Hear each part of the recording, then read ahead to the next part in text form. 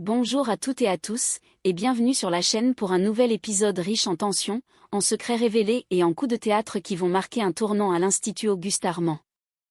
Aujourd'hui, on plonge dans l'épisode 1242 d'Ici tout commence, diffusé le vendredi 15 août 2025, et croyez-moi c'est un concentré d'émotions brutes, de confrontations électriques et de vérités qui brûlent. Dès les premières minutes, l'ambiance se tend autour de Jasmine, Jim et Julia. Ce qui devait être une explication calme se transforme en duel à mots tranchants, où chaque phrase pèse lourd et chaque regard devient un interrogatoire silencieux. Derrière les mots, une question obsédante, mariage blanc ou romance cachée? La vérité se dévoile, mais elle n'a rien de doux. Entre aveux fragiles, passé inavoué et demi-vérité, la confiance déjà fissurée risque de voler en éclats. Pendant ce temps, l'Institut s'apprête à accueillir Ninon, la petite sœur de Pénélope, une jeune femme pétillante, organisée et terriblement curieuse. Son arrivée, aussi solaire que déstabilisante, promet déjà de bouleverser les dynamiques, surtout entre Maya et Billy, qui vont vite découvrir qu'avec Ninon, l'intimité est un concept très relatif. À côté de ça, Lionel et Zoé continuent leurs petites affaires avec un aplomb déconcertant, légumes invendables, fougasses en monnaie d'échange. Chaque situation devient pour eux une opportunité de briller par leur malice. Mais attention, leur combine n'amuse pas tout le monde, et Jude veille au grain. Et puis, il y a ce dernier face-à-face entre Jasmine et Jim. Quelques mots suffisent pour que tout bascule, l'aveu tant redouté tombe, sans phare, sans échappatoire, et la réponse de Jasmine est aussi tranchante qu'un coup près. Un moment fort, brutal, qui laisse un goût amer et un silence lourd derrière lui. Dans cet épisode, les sourires se craquellent, les masques tombent, et chacun se retrouve face à ses choix ou à ses mensonges. Entre blessures sentimentales, tensions naissantes et jeux d'influence, on sent que l'été à l'Institut Auguste Armand est loin d'être apaisé. Alors restez bien avec nous car ce que vous allez découvrir aujourd'hui pourrait bien changer la donne pour plusieurs personnages. L'après-midi est tiède et lumineuse au coffee shop, mais autour de la petite table où Jasmine attend, l'atmosphère est tout autre. Elle a choisi une place à l'écart, le regard fixé sur la porte. Quand Julia et Jim arrivent ensemble, un léger pincement lui serre la poitrine. Pas de geste tendre entre eux, mais une complicité tranquille, presque familière. Asseyez-vous. Sa voix est posée, mais ferme. Il s'exécute, un brin mal à l'aise. Jasmine croise les bras, les observe tour à tour, puis lance, sans détour. J'ai besoin que vous m'expliquiez. Tout. Un silence. Jim inspire profondément, comme s'il s'apprêtait à porter une vérité lourde, mais pas honteuse. Ce mariage c'était un mariage blanc. Julia avait besoin de papier. Jasmine ne dit rien, mais ses yeux s'écarquillent légèrement. Jim poursuit, plus doucement. On se connaît depuis le lycée. Nos familles se voyaient souvent, on a grandi dans les mêmes cercles. Quand elle m'a parlé de sa situation, j'ai proposé. C'était simple, légalement, et ça l'a aidé. Julia acquiesce, ses mains serrées autour de sa tasse. On n'a jamais été ensemble, Jasmine. On est juste amis. On le sera toujours. Jim ajoute, comme pour clore le sujet. C'est tout ce que c'était. Pas une histoire cachée. Pas de trahison. Jasmine les regarde longuement, tentant de lire au-delà des mots. Et dans leurs yeux, elle ne voit ni gêne coupable ni esquive, juste cette vieille affection tranquille, celle qui ne se confond pas avec l'amour. Mais entre comprendre la vérité et réussir à apaiser le doute, il y a encore un pas que Jasmine n'est pas certaine de franchir tout de suite. Dans un coin animé de l'Institut, Pénélope déboule, le sourire aux lèvres, visiblement excitée par une nouvelle qu'elle ne peut plus garder pour elle. Maya et Billy, intrigués, s'arrêtent net dans leur discussion. Devinez qui débarque ici dans quelques jours? Elle marque un suspense volontaire, puis lâche. Ma petite sœur, Ninon. Elle a 22 ans et elle vient préparer le concours. Maya hausse les sourcils, Billy esquisse un sourire curieux. À l'Institut? Demande Billy. Exactement. Et je vous préviens, elle est spéciale. Vous verrez. Un mélange d'enthousiasme et d'appréhension flotte déjà autour de cette arrivée annoncée. Plus tard, au coffee shop, Jasmine attend Jim. Elle ne cache pas sa colère, ses bras sont croisés, son regard est perçant. Quand il arrive, elle ne lui laisse pas le temps de s'installer. Tu t'es bien foutu de ma gueule. Jim encaisse. Pas de justification hâtive, pas de diversion. Sa voix est basse, honnête, presque lasse. J'ai pas d'excuses. Je me suis laissé déborder. Il inspire, puis ajoute. Et oui, je suis toujours marié avec Julia. Mais il n'y a aucune ambiguïté entre nous. Jasmine le fixe, sans cligner des yeux. Elle cherche le mensonge, le détail qui trahirait autre chose. Mais ce qu'elle lit dans son regard, c'est surtout une vérité nue, un aveu qui n'essaie pas de se maquiller.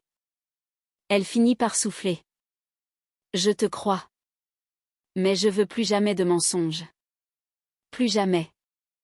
Jim hoche la tête, conscient qu'il marche désormais sur un fil fin, où la moindre fausse note pourrait rompre définitivement ce qu'il reste entre eux.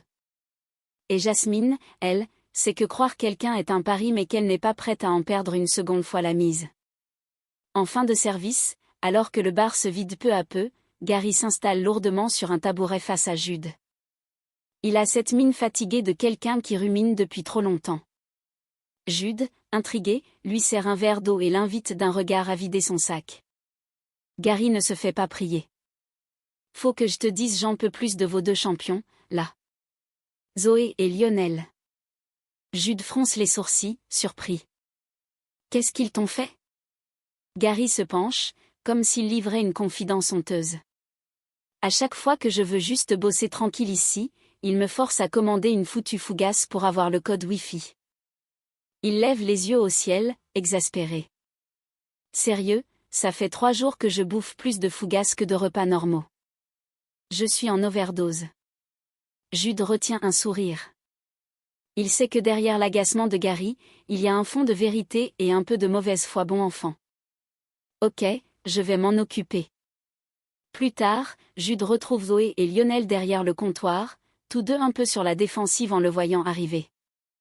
Mais au lieu de hausser le ton, il s'appuie simplement sur le bois poli et les regarde droit dans les yeux. Bon, j'ai eu Gary. Il m'a raconté vos petites techniques pour filer le code Wi-Fi. Zoé lance un regard à Lionel, qui hausse les épaules comme pour dire « Bah quoi ? Vous inquiétez pas, je vais pas vous virer. » Il sourit légèrement, presque complice. Mais si vous pouviez éviter de transformer le code Wi-Fi en monnaie d'échange contre des fougasses, ça m'arrangerait. Lionel éclate de rire, Zoé esquisse un sourire coupable. La tension retombe. Et Jude, intérieurement, se dit qu'au fond un peu de malice dans son équipe, ça ne fait pas de mal. Tant que ça ne coûte pas trop cher en pâte levée. En fin d'après-midi, le soleil descend doucement sur la plage, enveloppant le sable d'une lumière dorée. Maya et Billy sont installés, allongés sur leurs serviettes, savourant cette parenthèse tranquille loin de l'agitation de l'institut. Une silhouette approche, le sourire aux lèvres, une petite chaise pliante sous le bras, Ninon. Salut. Contente de enfin vous rencontrer en vrai. Elle déplie soigneusement son siège pour s'installer juste au-dessus du sable, comme si ses pieds n'avaient pas vraiment envie de le toucher. Sa gestuelle est précise, presque cérémonieuse. En quelques minutes, elle se révèle déjà incollable sur la vie sentimentale des deux filles. Alors, Maya, j'ai entendu parler de « Et toi Billy ?» avec. Les prénoms s'enchaînent, les petites anecdotes aussi. Ninon a visiblement un vrai talent pour absorber les rumeurs comme une éponge et les restituer avec ce mélange d'enthousiasme et de curiosité qui la rend difficile à vexer. Très fleur bleue, elle ponctue chaque potin d'un « Oh mais c'est trop mignon !» ou d'un « C'est tellement romantique !» On sent qu'elle voit la vie comme une comédie sentimentale avec un peu de discipline en plus. Car même assise face à la mer, elle sort une pile de fiches cartonnées, soigneusement rangées dans une pochette transparente. Désolée, mais même à la plage, je révise. Maya et Billy échangent un regard amusé. Ninon, concentrée sur ses notes, fait mine de ne pas voir leur sourire. Mais au fond, elle est ravie, elle sait qu'elle vient de poser sa chaise et sa personnalité dans leur cercle. La salle du Résonance fourmille déjà d'activités en ce matin de journée portes ouvertes. Les tables sont dressées, la lumière filtre doucement par les grandes baies vitrées, et un parfum de café fraîchement moulu flotte dans l'air. Jasmine, concentrée sur les derniers préparatifs, ajuste un vase de fleurs au centre d'une table quand une voix familière l'attire de ses pensées. « Salut, Jasmine. » Rose vient d'arriver, le visage lumineux, visiblement ravie d'être là. Après quelques banalités, elle se penche légèrement, l'air complice. « Tu sais, j'ai croisé Julia tout à l'heure. Ça m'a fait drôle de la revoir. Jim et elle, à l'époque, ils étaient tellement fusionnels. C'était son premier amour, tu sais ?» Jasmine relève brusquement la tête, interloquée. Son premier amour ? Rose acquiesce, sûre d'elle, comme si c'était une évidence. Oh oui. Ils étaient inséparables au lycée. Tout le monde pensait qu'ils finiraient ensemble pour de bon. Un flottement s'installe. Jasmine force un sourire, mais à l'intérieur, une petite alarme se déclenche. Ce que Rose décrit ne ressemble en rien à la version que Jim lui a donnée, celle d'une simple amitié, d'un mariage blanc, sans ambiguïté. Tout à coup, le brouhaha du résonance semble s'éloigner. Les voix, les rires, le cliquetis des verres deviennent un fond sonore lointain. Une question prend toute la place dans son esprit, Jim lui a-t-il menti ou Rose se trompe-t-elle complètement ? Et alors qu'elle reprend machinalement sa tâche, le parfum du café lui paraît plus amer qu'il y a quelques minutes. En fin de matinée, Maya et Billy profitent d'une pause dans un coin tranquille de l'institut, espérant souffler un peu. Mais à peine ont-elles commencé à parler que Ninon débarque, sourire aux lèvres, un carnet à la main. « Coucou les filles. Alors, vous faisiez quoi avant que j'arrive ?» Sans attendre la réponse, elle s'installe, se penche vers elles et enchaîne. « Ah au fait, Maya, j'ai entendu dire que… » Les potins s'enchaînent, les questions aussi parfois si personnelles que même Maya, d'ordinaire patiente, lève un sourcil. Billy, elle, se contente de lui sourire poliment, mais dans sa tête, elle se dit qu'il va falloir poser des limites rapidement. Ninon est sympa, oui, mais aussi incroyablement intrusive.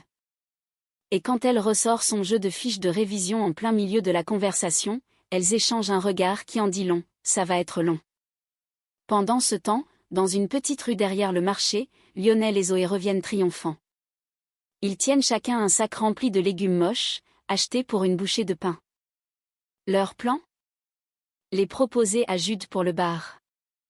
Mais quand ils arrivent, Jude jette un coup d'œil à la marchandise et grimace. « Sérieusement ? Avec ça, vous voulez que je prépare quoi ? Même un potage ne sauverait pas ces trucs-là. » Pas découragés, Lionel et Zoé se lancent alors dans un petit plan B improvisé. Ils filent voir Gaëtan, qui, après une brève négociation, accepte de leur prendre le lot pour 4 €. Un prix qui, vu leur coût d'achat quasi nul, leur fait réaliser un bénéfice éclatant. En repartant, Zoé éclate de rire. Franchement, on devrait se lancer dans le commerce. Lionel acquiesce, fier. Et dire que Jude croyait qu'on allait repartir avec nos sacs pourris. Ils s'éloignent, ravis de leur coup, le sentiment d'avoir transformé un échec en petite victoire bien juteuse. En fin de journée, Julia frappe à la porte de la maison. Marc lui ouvre, surpris de la voir débarquer sans prévenir. Elle entre, un peu nerveuse, les mains enfoncées dans les poches de sa veste. « Je voulais te parler de quelque chose. » Il s'installe dans le salon. Julia tourne la tête vers la fenêtre, comme pour éviter de croiser son regard, puis se lance. « J'aimerais rester chez Olivia et Claire pour un moment. C'est plus simple pour moi. Mais j'aimerais avoir ton avis. » Marc la scrute un instant, cherchant à comprendre ce qu'elle ne dit pas. Julia, elle, garde cette réserve polie, comme si elle attendait une forme de validation avant de poser ses valises pour de bon. Pendant ce temps, au coffee shop, Jasmine retrouve Jim. Elle n'a pas digéré la conversation de la veille et ça se voit. Sa voix est tendue, ses gestes secs. « Dis-moi la vérité, Jim. Toute la vérité. » Il hésite. Mais sous le regard implacable de Jasmine, il finit par céder. Sa voix tombe, plus basse. « Oui, j'ai eu une histoire avec Julia. » Jasmine se fige. Jim poursuit, maladroit, comme pour se justifier. « Quand on s'est séparés à cause de Cléo, l'automne dernier je savais que Julia était dans le coin. On s'est revus. et j'ai couché avec elle. Le silence qui suit est lourd, coupant. Jasmine le fixe, les yeux brillants, mais sans une larme. Juste une colère froide, glaciale, qui monte dans sa poitrine. Elle se lève, prend son sac, et s'arrête juste avant de partir. Sa voix est basse, mais chaque mot est une gifle. Tu me dégoûtes. Puis elle tourne les talons, laissant Jim seul, incapable de retenir quoi que ce soit, pas même l'image d'elle qui s'éloigne, déterminée à ne plus jamais croire à ses demi-vérités. Et voilà, cet épisode 1242 d'Ici tout commence s'achève sur une note à la fois intense et amère, laissant derrière lui un parfum de vérité douloureuse et de relations fragilisées. Entre l'aveu choc de Jim qui brise un peu plus la confiance de Jasmine, l'arrivée haute en couleur de Ninon qui promet de secouer la vie à l'Institut, et les petites magouilles savoureuses de Lionel et Zoé, cette journée a été un véritable concentré d'émotions, de tensions et de rebondissements. Ce qui est certain, c'est que rien n'est vraiment terminé. Les blessures ouvertes aujourd'hui pourraient bien dicter les décisions de demain, et les alliances d'hier pourraient ne plus tenir très longtemps. Alors, que va-t-il se passer maintenant ? La confiance entre Jasmine et Jim est-elle irrémédiablement brisée ? Ninon parviendra-t-elle à se faire une place ou à s'attirer des ennemis ? Et jusqu'où Lionel et Zoé pousseront-ils leurs petites affaires avant que tout ne leur explose au visage ? Une chose est sûre, l'Institut Auguste Armand n'a pas fini de nous surprendre.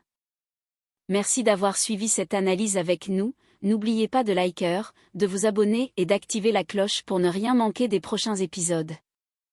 On se retrouve très vite pour la suite et croyez-moi, elle s'annonce explosive.